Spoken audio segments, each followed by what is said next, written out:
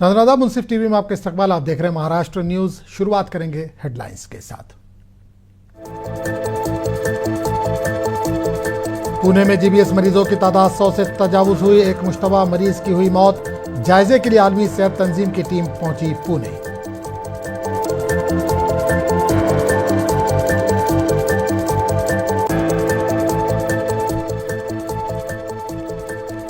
वज़ीर आला देवेंद्र फडणवीस ने मुंबई में मोबाइल फॉरेंसिक वैन का किया आगाज। जदीद आलात से है लैस, मुजरिमों को पकड़ने में होगी मुआविन साबित।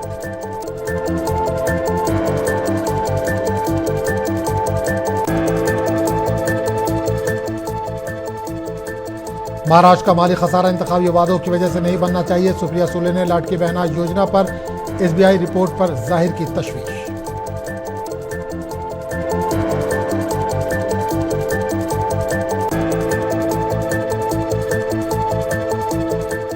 शिवसेना यूबीटी ने महाराष्ट्र में एसटी बसों के किराए में इजाफे के खिलाफ कल रियासत के तमाम एसटी बस स्टैंड को ब्लॉक करने का किया ऐलान।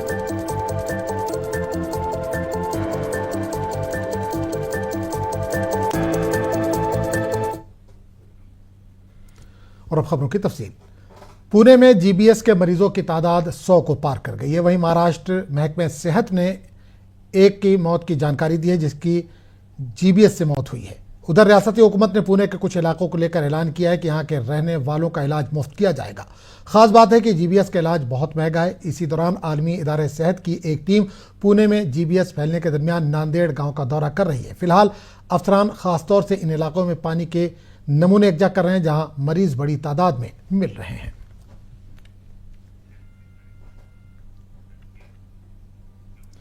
इसी दौरान रियासती वजीर सेहत प्रकाश जावड़ेकर ने पुणे का दौरा किया। इन्होंने कहा कि जीबीएस के ताल्लुक से माहिर डॉक्टरों की रहनुमाई हासिल की जा रही है। वजीर सेहत ने कहा कि पुणे म्युनिसिपल कॉरपोरेशन और महाराष्ट्र महकमे सेहत अच्छी तरह से काम कर रहे हैं ताकि मरीजों की तादाद में मजीद इजाफा ना हो। उसका ओपिनियन आज कल आ जाएगा। पुणे शहर में जीबीएस सिंड्रोम के पेशेंट्स बढ़ रहे हैं, उसके कारण पुणे में थोड़ी सी चिंता का कारण बढ़ गया है। लेकिन मैं अपील आपके माध्यम से करता हूँ कि ये जो पेशेंट्स है उसके बारे में हमारी जो डॉक्टर्स की एक्सपर्ट टीम है उसका ओपिनियन आज कल आ जाएगा और पुणे महानगर पालिका और हेल्थ डिपार्टमेंट ऑफ महाराष्ट्र दोनों मिलकर अच्छी तरह से इस जीबीएस के सिंड्रोम के पेशेंट्स ना बढ़ पाए, इसके लिए अच्छी तरह से काम कर रहे हैं। अभी तक क्या अपडेट्स हैं, कितने नंबर्स आए हैं, कुछ डेथ की रिपोर्ट कर रहे हैं? अभी तक 101 पेशेंट है, उसमें से 73 पेशेंट जो है वो डायग्नोस हो गए कि जीबीएस सिंड्रोम के वो पेशेंट है, लेकिन उनके अच्छी तरह से हम लोग देखभाल कर रहे हैं। एक डेथ हो गई है, बाकी सभी पेशेंट्स तो ठीक है। आपने यहाँ इंस्पेक्ट किया, यहाँ वाटर रिसोर्स में आपको कुछ खामियां नजर आई? अभी हम लोगों ने इंस्पेक्ट किया नहीं, हम लोग विजिट कर रहे हैं। इसके बाद हम लोग एक्सपर्ट की टीम से बात करेंगे और उसके बाद राइट कंक्लूजन पर हम लोग आएंगे और उसी माध्यम से एक एसओपी निकालेंगे, जिसके माध्यम से अच्छी तरह से हम लोग काम करेंगे। और पूरे मामले पर बात करने के लिए हम सीधे रुख करेंगे पुणे का, जहां से हमारा साथी साजिद खान इस वक्त फुलान के जरिए जुड़ रहे हैं। साजिद साहब, जीबीएस बहुत तेजी से फैल रहा है, खासकर अगर हम पुणे की बात करें 100 से ज़्यादा मरीज हो गए। क्या वजह बताई जा रही है और ये बीमारी की वजह क्या है, किस चीज़ से फैल रही है? हाँ, देखिए आगम, एक जो बहुत ही अफसोसनाक बात यह है कि ये पानी मतलब प्रदूषित जो मतलब आलूदा पानी है उसके वजह से ये ज्यादा प्रॉब्लम हो रही है। और यही वजह है कि पुणे म्युनिसिपल कॉर्पोरेशन ने तकरीबन 25,000 घरों का जायजा लिया है, जांच की है कि वहां पर पानी किस तरह का आ रहा है। और क्योंकि ये गंदे पानी की वजह से, पीने की वजह से इस तरह की बीमारियां, ये बीमारी जीबीएस जो है वो हो रहा है। तो साजिद एक चीज यहाँ पर यह जानना चाहूंगा कि जो गवर्नमेंट की तरफ से सप्लाई होता है पानी, उसमें गड़बड़ी है या जो जेरे जमीन पानी हैंडपंप वगैरह की वजह से यूज होता है, बोरिंग जिसको कहते हैं, उसकी वजह से हो रहा है? नहीं, पानी जो गवर्नमेंट जो सप्लाई कर रही है, पीएमसी के जरिए जो पानी सप्लाई किया जा रहा है, क्योंकि कुछ इलाकों में क्या होता है कि कहीं बीच में डैमेज हो गया, वो सीवर लाइन या कनेक्ट हो जाती है, तो वहां से कुछ पानी जो है गंदा आलूदा पानी कुछ इलाकों में पहुंचता है। तो कुछ पर्टिकुलर कुछ इलाके हैं जहाँ के लोग ज्यादा इस तरह के मुतासिर हो रहे हैं और वो इस मरीज में मुब्तला हो रहे हैं। तो खैर अभी प्रशासन पूरी तरह से मतलब एक्टिव हो चुका है, पूरी तरह से जांच की जा रही है और घरों की जांच की जा रही है। ये पहली बार हो रहा है कि अभी तक तकरीबन 25 से 26 हजार घर का कल तक उन्होंने मतलब आज तक उन्होंने जायजा लिया है और उसका पानी का सैंपल चेक किया है कि कैसा है। तो प्रशासन को लगा हुआ है, लेकिन एक घबरा मतलब एक बात, ये मर्ज जो है वो फैल तो रहा है, क्योंकि अभी 100 से ज्यादा की तादाद हो चुकी है। कल गुज़िश्ता रोज एक की मौत होने के बाद और ज्यादा परेशानी हो गई है। और सबसे बड़ी बात ये है कि जो पहले जो लोग प्राइवेट हॉस्पिटल में इलाज करा रहे थे उनका मसला बहुत ज्यादा था, जो लंबी फीस और लंबा इलाज का जो खर्च उनको पे करना पड़ रहा था, ये एक बहुत बड़ी प्रॉब्लम थी। लेकिन अभी तो खैर यहाँ पे कमला नेहरू हॉस्पिटल में गवर्नमेंट की तरफ से इलाज किया गया, बाकायदा एक यूनिट बनाई गई है 50 बेड की, जिसमें लोगों का फ्री में पूरा बाकायदा इलाज किया जा रहा है। सब 7 जो है ICU बनाया गया है अलग से, जहाँ पर मरीजों को रखा जा रहा है, उसका ट्रीटमेंट चल रहा है। और ये पूरा इलाज जो है पूरी तरह से मुफ्त कर दिया गया है। और जी बिल्कुल। एक चीज और साजिद जानना चाहेंगे, किस तरह की दिक्कत जो मरीज हैं उनको किस तरह की दिक्कत या किस तरह की परेशानी का सामना करना पड़ रहा है जिसके बाद उनको अस्पताल में भर्ती कराया जा रहा है? देखिए कुछ चीजें हैं, तो फीवर है, फिर लूज मोशन टाइप की चीजें हो रही हैं, और हाँ, और मतलब सर्दी जुकाम और खांसी, इस तरह की चीजें 2-3 सिम्टम्स होते हैं। और हाँ, जब वो वहां पे जब टेस्ट होता है तब पाया जाता है कि हाँ ये मर्ज है, क्योंकि तो कॉमन सी बीमारियां, आम सी बीमारियां जो लोगों को होती है अक्सर मौसम चेंज होने पे, सर्दी खांसी बुखार और पेट की जो प्रॉब्लम्स होती है, तो इस पे लोग बहुत से लोग इस पे मतलब ज्यादा मेडिसिन घर पे लेके काम चला रहे थे। लेकिन जब वो ज्यादा बढ़ जाता है तो वो डॉक्टर के पास जाते हैं, तो डॉक्टर चेकअप के लिए भेजता है, तब मालूम होता है कि इस तरह की ये जो सिंड्रोम जो है वो फैल रहा है, तो ये होता है। लेकिन बहरहाल अभी एक्टिव तो है प्रशासन, और चीफ मिनिस्टर ऑफिसर से मेरी भी बात हुई है, तो उन्होंने भी यही कहा है कि अभी पूरी तरह कंट्रोल है। हालांकि आज 28 जो है पेशेंट आए हैं। साजिद, एक आखिरी सवाल करना चाहेंगे। जाहिर सी बात ये पुणे का मामला है जहां 100 के आसपास मरीज पाए गए हैं।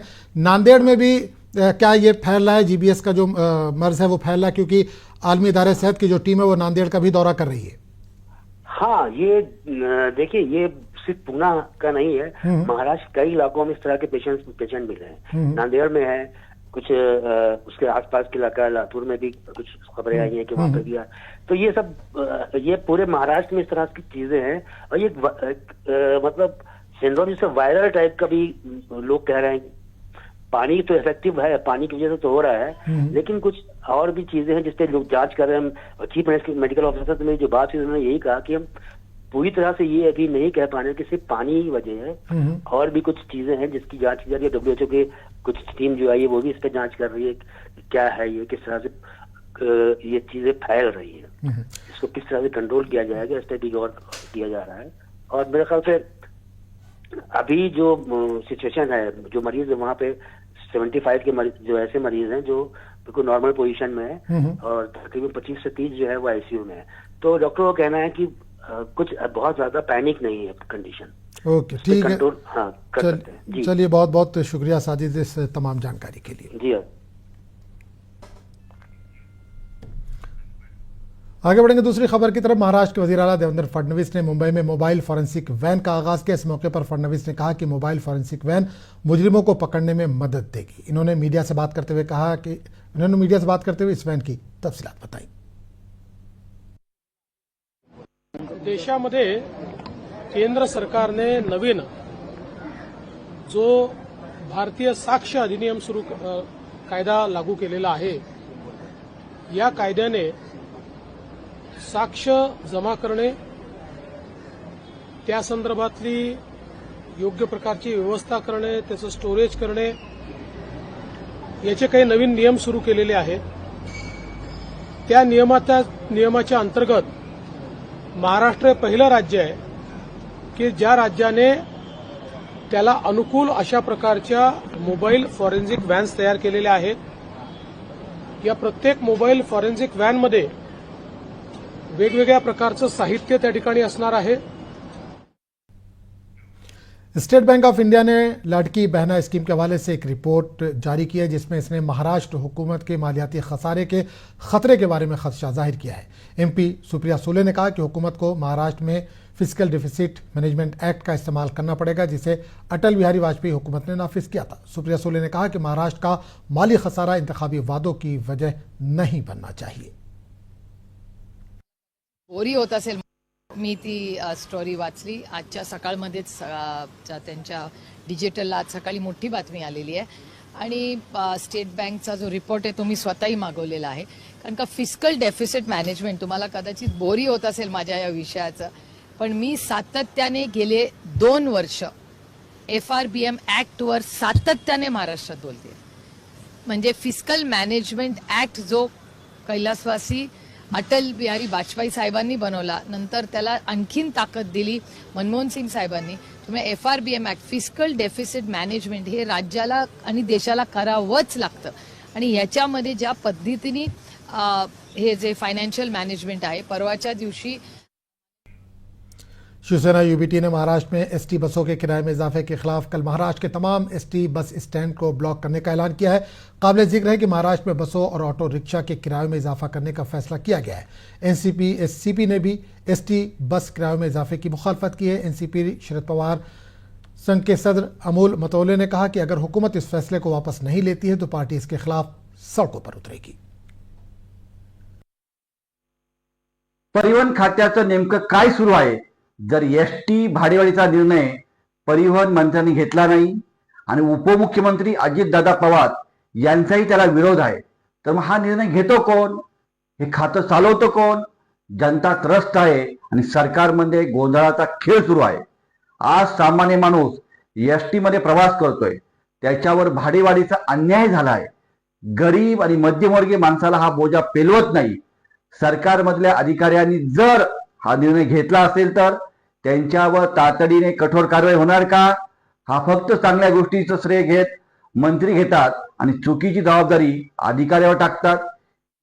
विकी कौशल की आने वाली फिल्म छावा में छत्रपति संभाजी महाराज को रक्स करते दिखाया गया जिस पर एतराज जताया जा रहा है। रियासती वज़रा उदय सामंत ने कहा कि इन्होंने फिल्म साजों से मज़कूरा सीन हटा देना चाहिए। अगर वो ऐसा करते हैं तो अच्छी बात, वरना फिल्म को रिलीज होने से रोका जाएगा। इन्होंने कहा कि अच्छे मौजू पर फिल्म बनाई गई लेकिन काबिल एतराज सीन हटाए जाने चाहिए। नहीं, अभी की इन्फॉर्मेशन ऐसी है कि जो मांग उदयन राजे ने की थी, जो मांग संभाजी राजे ने की थी, जो मांग मैंने भी की थी और वो आज राज साहब से भी मिले थे तो उसके बाद उन्होंने वो लेजिम खेलने वाला सीन डिलीट करने का निर्णय किया है। कुछ भी करके जो हमारे डायरेक्टर उत्तेकर है या प्रोड्यूसर है उनको मैं अभिनंदन करता हूं क्योंकि उन्होंने 200 करोड़ खर्चा करके छत्रपति संभाजी महाराज का व्यक्तिमत्व सातों समुद्र पार लेने का जो कॉन्सेप्ट लाया है वो साहस दिखाया, वो तो अभिनंदनीय है। लेकिन उसमें आक्षेपार्ह कुछ रहता तो निकाल देना चाहिए, यही हमारी मांग थी और उन्होंने वो किया है, इसलिए उनका अभिनंदन। नहीं, वो तो 29 तारीख को 5 बजे है। शासन की तरफ से कौन जाएगा क्या जाएगा ये माननीय देवेंद्र जी, एकनाथ शिंदे साहब, अजित दादा फाइनल करेंगे। लेकिन अभी अगर बात ही खत्म होती है कि जो आक्षेपार्ह सीन था वही वो निकाल रहे हैं तो उसमें अभी क्या देखने का। लेकिन अभी बीजेपी की फख्र आइन मुहिम के तहत कोल्हापुर में आइन पर हलफ लिया गया। इस मौके पर वजीर Chandrakant Dada Patil, MP Dhananjay Mahadik, MLA Amit ji Gorkhe, MLA Rahul उदय और दीगर ओहदेदार और कारकुनान मौजूद थे। वाज़ेह है कि इन दिनों बीजेपी महाराष्ट्र के मुख्तलिफ हिस्सों में फख्र आइन मुहिम चला रही है।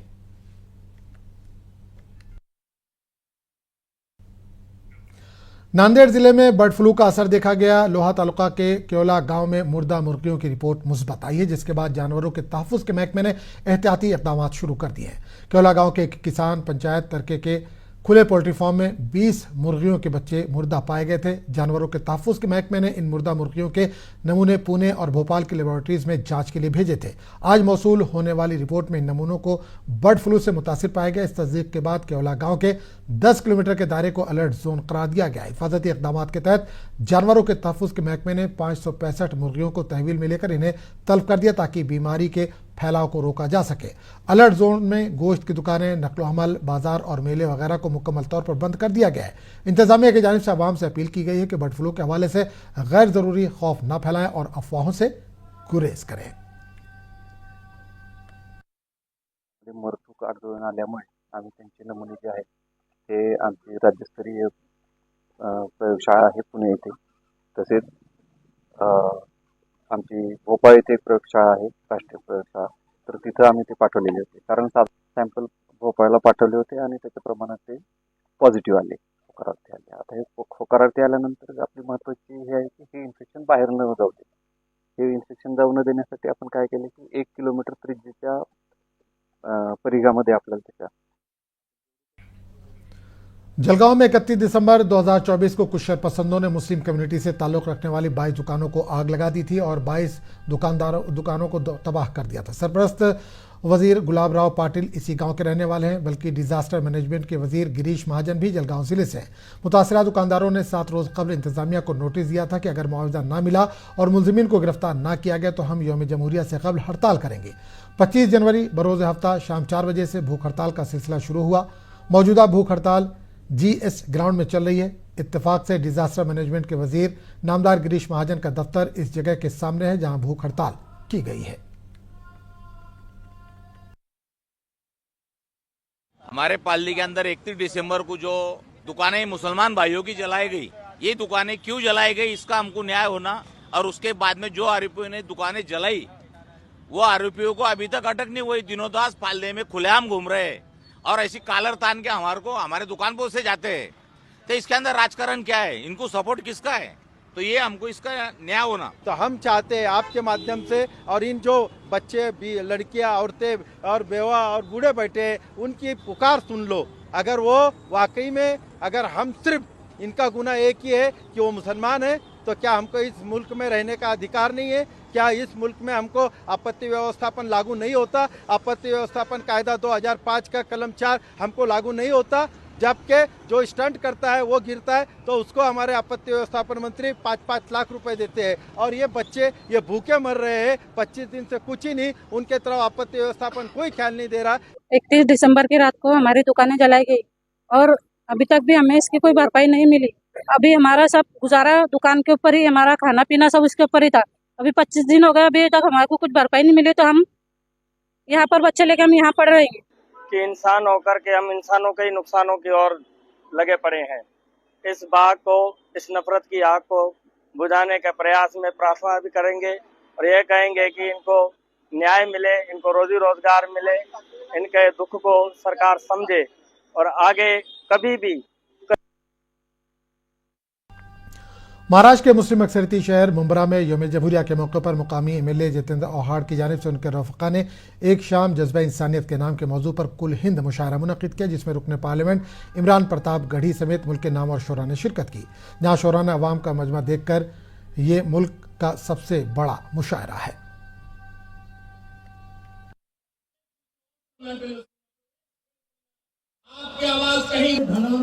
जो पहली बात मुझे एक शायर याद है, आसिफ फिरोजाबादी, जिन्होंने तालीम के बारे में शेर किया, ताकि इश्क, मोहब्बत, दुश्मनी, फलस्तीन ये सब चलता रहेगा, लेकिन तालीम से अगर ये कौम हट गई तो इसका पीछे जाना तय है। हमारी कमेटी ने हमारे तमाम साथी मिलकर के डॉक्टर जितेंद्र औहाड़ साहब के नाम से जो एक शाम होती है, उनकी मोहब्बतों के नाम पे जो एक शाम होती है, बहुत ही कामयाब हुआ। देखिए, उर्दू अदब को जिंदा रहने के लिए मुशायरा करना बहुत जरूरी है। मैं समझता हूँ जितना सांस लेना जरूरी है उतना उर्दू अदब का नाम लेना जरूरी है, उर्दू अदब से जुड़े रहना जरूरी है। इसलिए हम लोग ये मुशायरा करते हैं। जहाँ उर्दू का माहौल है वहाँ मेरा जाने का इत्तेफाक है, मगर मैं ये पूरी जिम्मेदारी से, मैंने माइक पे भी कहा है कि ये सिर्फ हिंदुस्तान का बड़ा मुशायरा नहीं था, ये दुनिया का बहुत बड़ा मुशायरा है। इस तरह के मुशायरे अब तो कोई तसव्वुर में भी नहीं है। जहाँ शायरी सुनी जाती है वहाँ शायरी सुनी जाती है, जहाँ नारेबाजी सुनी जाती है वहाँ नारेबाजी सुनी जाती है। यहाँ भी वही हुआ, शेर भी सुने गए, बहुत अच्छे शेरों पे दाद मिली, और जो जिसकी पसंद थी उस पर भी दाद दी लोगों ने।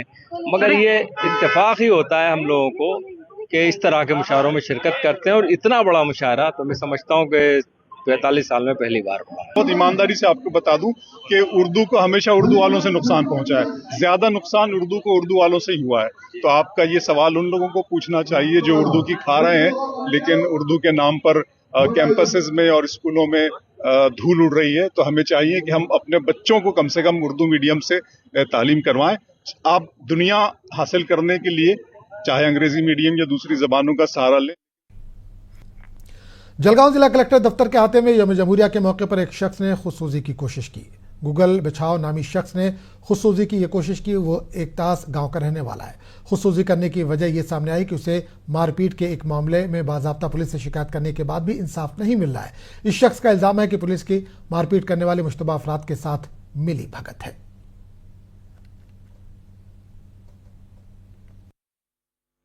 पंचनामा उडवताय पोलीस लोक।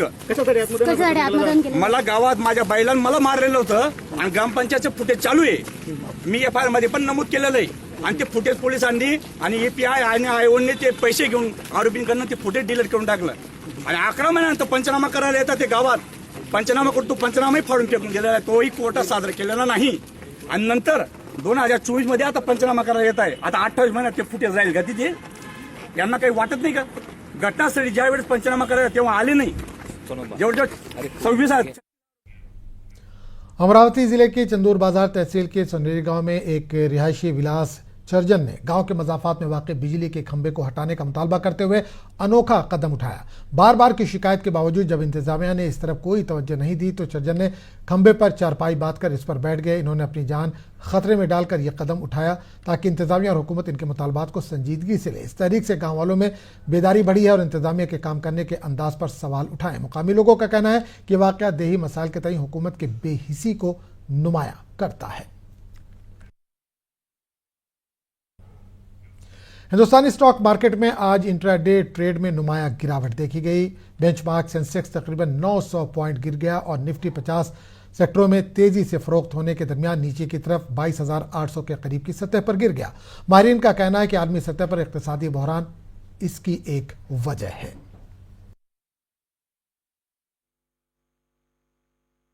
एक ही कारण नहीं हुए, कुछ 3-4 रीजंस हैं।